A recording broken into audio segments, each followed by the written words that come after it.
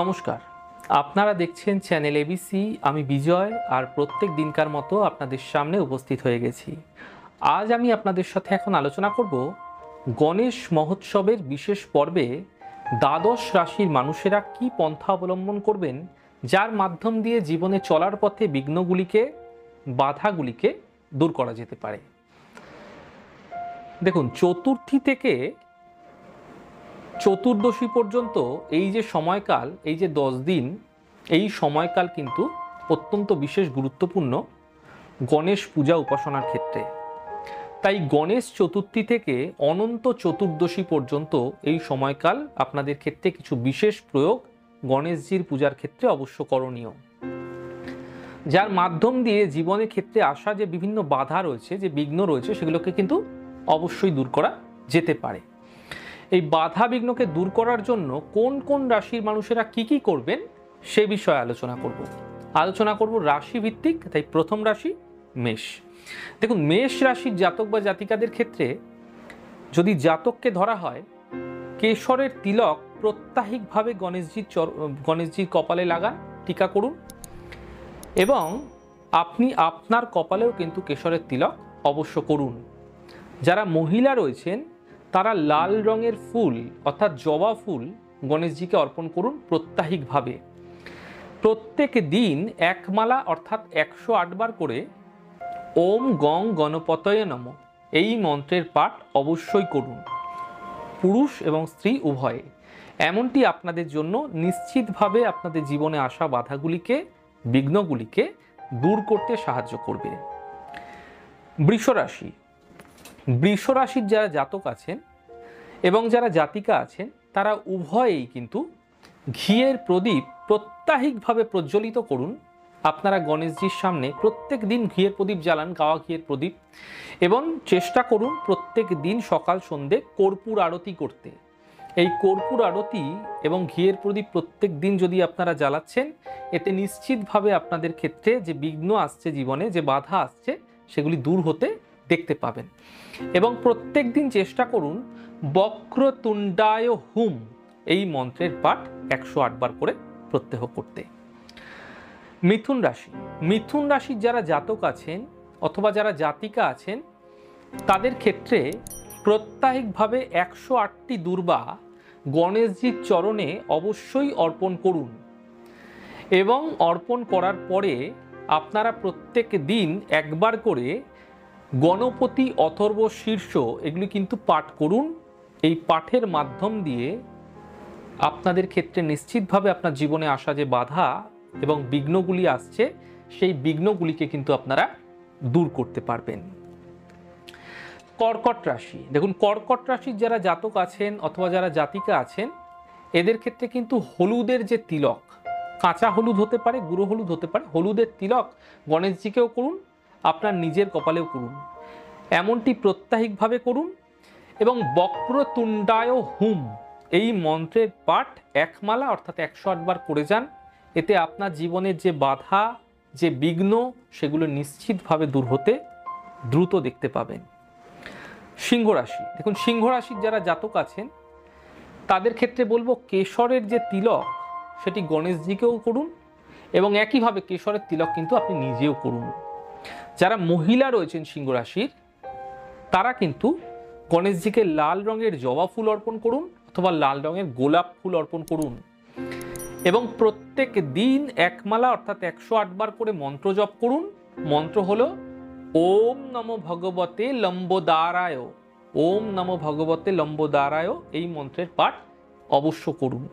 এতে আপনাদের জীবনে আসা বাধাগুলি, বিঘ্নগুলি নিশ্চিতভাবে দূর হতে ধীরে ধীরে অবশ্যই দেখতে পাবেন। কন্যা রাশি। কন্যা রাশির জাতক অথবা জাতিকাদের ক্ষেত্রে প্রত্যাহিকভাবে পূজা উপাসনার সাথে সাথে প্রত্যাহিকভাবে বিল্বপত্র গণেশজিকে অর্পণ করুন। এমনটি আপনাদের ক্ষেত্রে বিশেষ লাভ এনে দেবে, আপনার জীবনে বিভিন্ন বাধাগুলিকে দূর করবে।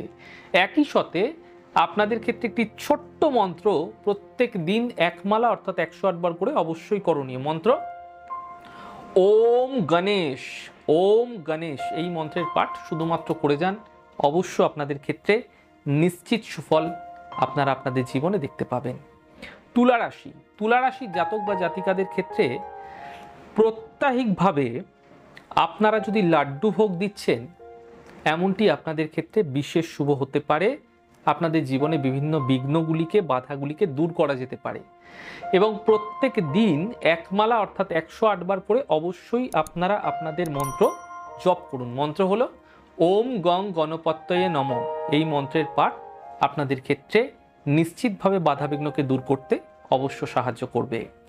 বৃশ্চিক রাশি, দেখুন বৃশ্চিক রাশির যারা জাতক আছেন, যারা জাতিকা আছেন, তারা প্রত্যেক দিন ঘিয়ের প্রদীপ, গাওয়া ঘিয়ের প্রদীপ অবশ্যই গণেশজির পূজা উপাসনার সময় জ্বালান, সকাল এবং সন্ধেকালে। এবং প্রত্যেক দিন কর্পূর আরতি করতে ভুলবেন না, সকালবেলা এবং সন্ধেকালে। প্রত্যেক দিন এমনটি করে যান, অবশ্য আপনাদের ক্ষেত্রে যে বিভিন্ন ধরনের বাধা আসছে, বিভিন্ন কার্যে যে বিঘ্ন আসছে, সেগুলি দূর হবে। চেষ্টা করুন একমালা অর্থাৎ 108 বার বক্রতুণ্ডায় হুম এই মন্ত্রের জপ করতে, ফায়দা অবশ্য মিলবে। ধনুরাশি, দেখুন ধনুরাশির যারা জাতক আছেন, তারা কেশরের তিলক আপনারা গণপতির অর্থাৎ গণেশজির কপালে দিন। এবং একই সাথে আপনারা কিন্তু আপনাদের কপালেও, নিজের কপালেও কিন্তু কেশরের তিলক করুন। এবং যারা মহিলা রয়েছেন, তারা কিন্তু জবা ফুল গণেশজিকে অর্পণ করুন। এবং চেষ্টা করুন একমালা অর্থাৎ 108 বার গণপতি অথর্ব শীর্ষের পাঠ করতে। অর্থাৎ সম্ভব না হলে আপনারা যতবার পারবেন গণপতি অথর্ব শীর্ষের পাঠ করুন। অবশ্য আপনাদের ক্ষেত্রে নিশ্চিতভাবে সুফল আপনার জীবনে দেবে, আপনার জীবনে আসা বিঘ্নগুলিকে, বাধাগুলিকে অবশ্য দূর করবে। মকর রাশি, দেখুন মকর রাশির ক্ষেত্রে অত্যন্ত বিশেষ গুরুত্বপূর্ণ হচ্ছে শমী পাতা।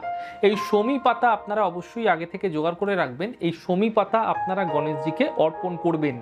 এবং এই শমী পাতা অর্পণ করার পরে একটি ছোট্ট মন্ত্র আপনারা একমালা অর্থাৎ 108 বার অবশ্য জপ করবেন। জপ মন্ত্র হচ্ছে ওম সুমুখায় নমঃ। ওম সুমুখায় নমঃ এই মন্ত্রের পাঠ প্রত্যাহিকভাবে করুন।